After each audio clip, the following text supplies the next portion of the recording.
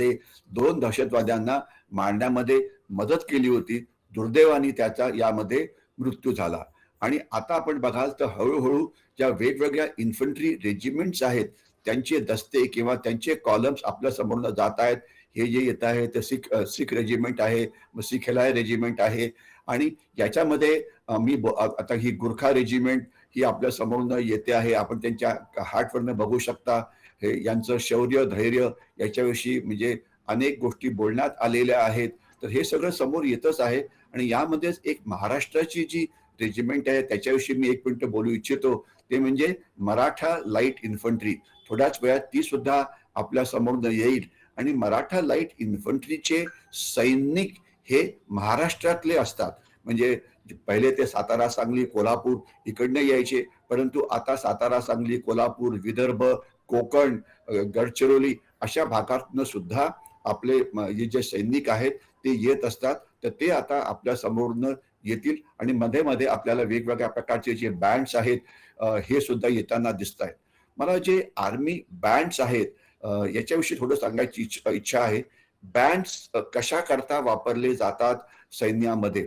तर बँड मध्ये अनेक वीरश्री कृत अशी जी गाणी असतात, पोवाडे असतात किंवा असे लोक फोक सॉंग्स वगैरे असतात, ते सगळे केले जातात. तर याच्यामुळे आपल्याला एक आपलं रक्त सळसळतं आणि आपल्याला सुद्धा देशाकरता काहीतरी करायची इच्छा होते. तर म्हणून बँड माफ म्हणा करा, काही सेकंद मी तुम्हाला थांबवते. ही धून आपण ऐकूया या क्षणी. रेजिमेंट का आदर्श वाक्य, बलिदानम वीर लक्षणम.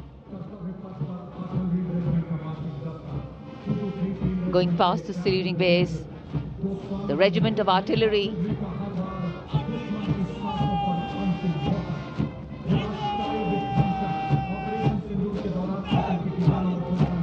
A smart, sharp word of command by Captain Gajendra Goswami of 223 Field Regiment. This is the largest and most formidable arm of the Indian Army, revered as the god of war. Its motto, Sarvatra Izzat Iqbal, everywhere with honor and glory.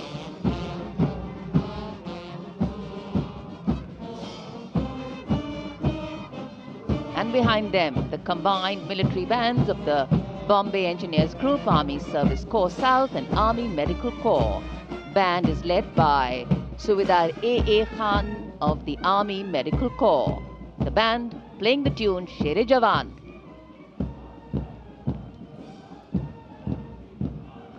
शेरे जवान band या ठिकाणी आता सादर होताना दिसतोय.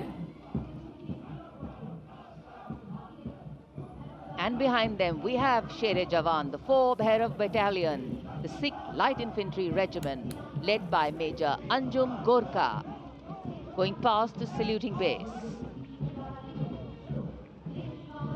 This is a specialized assault infantry unit bridging. Hemant sir, ही थेट दृश्य आपण या क्षणी पाहतोय. जवळपास शेरे जवान धून या ठिकाणी सादर होतीये. 74 संगीतकार या बँड पथकात सहभागी. हो, मी आपल्याला बँडचं महत्व आता सांगतच होतो अगदी. की तिथले त्यांचे जे ट्यून्स असतात, सारे जहां से अच्छा किंवा असे, त्याच्यामुळे आपलं रक्त सळसळतं आणि त्यामुळे युद्धामध्ये आपल्याला वीरश्री म्हणजे काहीतरी करायची इच्छा निर्माण होते. आणि आता जे आपल्या समोर हे जे पथक येत आहेत, हे ज्या ज्या भागात ते काम करतात त्या त्या प्रकारचे ते कपडे घालतात. म्हणजे हे वाळवंटामधली तिथे काम करणारे हे जे भैरव बटालियन्स आहेत ते आहेत की ज्याच्यामुळे त्यांना म्हणजे शोधणं हे अतिशय डिफिकल्ट होऊन जातं. ज्याला कॅमोफ्लाज कन्सिलमेंट असं आपण म्हणू शकतो. तर यांचं म्हणजे अशा प्रकारचे विविध प्रकारचे ड्रेस आपण वापरतो. थोडक्यात जर आपण बर्फाळ भागात असू तर आपले कपडे हे पांढऱ्या रंगाचे असतात, त्याच्यामुळे शोधणं हे डिफिकल्ट होतं शत्रूला. किंवा जर वाळवंटात असू तर खाकी पद्धती असू. आपण जर ग्रीन भागामध्ये असू तर तिथे अर्थातच ग्रीन कपडे वापरले जातात. तर हे अशा प्रकारचे कॅमोफ्लाज कन्सिलमेंट नावाचा प्रकार भारतीय सैन्य मोठ्या प्रमाणामध्ये करतं. आणि आता आपण जे समोर बघतो तो एक नेव्हीचा दस्ता जो आहे तो समोरनं जातो आहे. हा नेव्हल बँड आहे की जो आपल्या समोरनं जातोय. नेव्हीचा पण बँड आहे, आर्मीच्या पण खूप बँड्स आहेत वेगवेगळ्या रेजिमेंटचे, एअरफोर्सचा पण बँड आहे. आणि याच्याशिवाय इतर जे पॅरामिलिटरी फोर्सेस किंवा सेंट्रल आर्म पोलीस फोर्सेस वगैरे जे आहेत त्यांचे सुद्धा बँड आपल्या याच्यामध्ये दिसतात. आणि आपण बघता आहात की आपले पंतप्रधान मोदी या सगळ्या पथकांचं महत्व जे आहे ते आपल्या परदेशी पाहुण्यांना म्हणजे सांगत आहेत. याच्यामध्ये मला एक अतिशय इंटरेस्टिंग कॉमेंट आपल्याला द्यायची आहे. काही वर्षापूर्वी एक अशी मनामध्ये कल्पना निर्माण झाली होती की आपण आपली शस्त्र जगाला दाखवावं का, कारण आपण एक अतिशय शांतताप्रिय देश आहोत म्हणून. म्हणजे काही वर्षापूर्वी रिपब्लिक डे परेडमध्ये फक्त चित्ररथ वगैरे अशा प्रकारच्या गोष्टी दाखवल्या जायच्या आणि शस्त्र वगैरे हा प्रकार दाखवला जात नव्हता. परंतु आता आपण अतिशय पद्धतशीरपणे आपल्याकडे असलेली शस्त्र ही सगळ्यांना दाखवतो आहे. कारण आता हा जो रिपब्लिक डे परेड आहे ही केवळ आपणच बघतोय असं नाही, हे आपले इतर देश सुद्धा बघतायत. म्हणजे युरोपचे तर पाहुणे तर बघताच आहेत, युरोपचे देश बघतायत. याच्याशिवाय जे आपले शत्रू आहेत, चीन आहे, पाकिस्तान आहे, त्यांना मदत करणारे अनेक राष्ट्र आहेत, ते सुद्धा बघतायत. तर त्यांना दिसू शकतं की भारताकडे कशा प्रकारची आधुनिक शस्त्र आहे हे त्यांना दिसतं. आणि याच्यामुळे त्याला एक इंग्लिशमध्ये शब्द वापरला जातो डेटरन्स. म्हणजे ते भारताच्या विरोधात युद्ध करायच्या आधी नक्कीच पुन्हा 2 वेळा विचार करतील, हे आपल्याला लक्षात यायला पाहिजे. आता आपण बघाल तर INS विक्रांत ज्याचं मॉडेल आपल्या समोर दाखवत आहेत.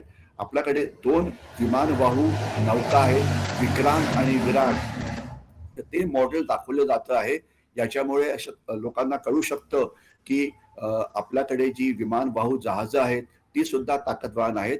आणि ऑपरेशन सिंदूरमध्ये ज्यांना तैनात करण्यात आलं होतं परंतु त्यांचा वापर करण्याची काही गरज पडली नाही, कारण पाकिस्ताननी लगेचच म्हणजे शरणागती पत्करल्यामुळे युद्ध हे 4थ्या दिवशीच थांबलं.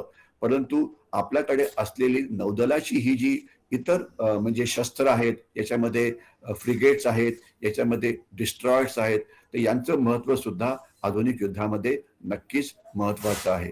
आणि आता आपण बघाल तर एअरफोर्सचे जे आता दस्ते आहेत ते सुद्धा येतात. आणि एअरफोर्समध्ये एअरफोर्समध्ये महिलांना मोठ्या प्रमाणामध्ये सामील हे करण्यात आलेलं आहे. आणि आपण मध्ये मध्ये बघू शकाल की काही काही फ्लायपास सुद्धा एअरफोर्सची जी विमानं आहेत ती फ्लायपास करण्याचा प्रयत्न करत आहेत इथे. आणि आपण बघाल तर आपल्याकडे आज 4-5 मोठी विमानं काम करतात.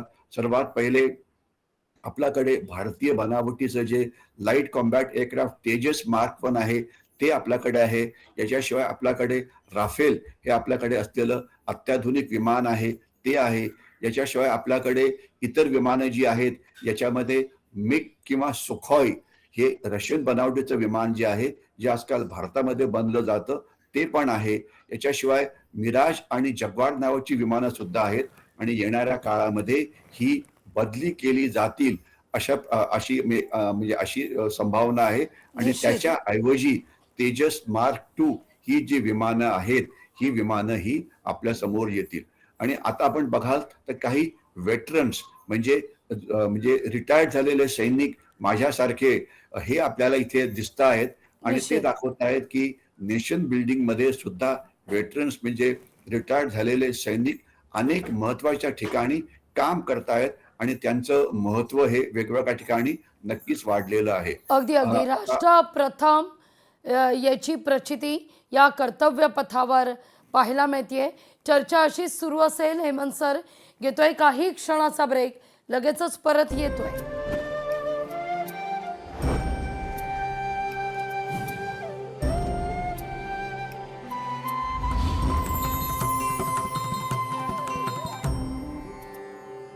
टाटा प्लेची धमाका ऑफर, ज्यात तुम्ही 3600 रुपये देणार नाही, डिपॉझिट कराल तुमच्या टाटा प्ले अकाउंटमध्ये तुमच्या निवडलेल्या चॅनल्ससाठी, ज्याचे पैसे प्रत्येक महिन्याला 3600 मधून वजा केले जातील. यासोबत HD set top box, dish, remote आणि इन्स्टॉलेशन फ्री. वर्गात सगळ्यात जास्त अटेंडन्स आहे माझी, रोहनची नाहीये. एवढा फरक का? फरक बस एवढाच आहे. एवढेसे डेटॉल. लोकशाही मराठी, ऐका, पहा, जागरूक रहा.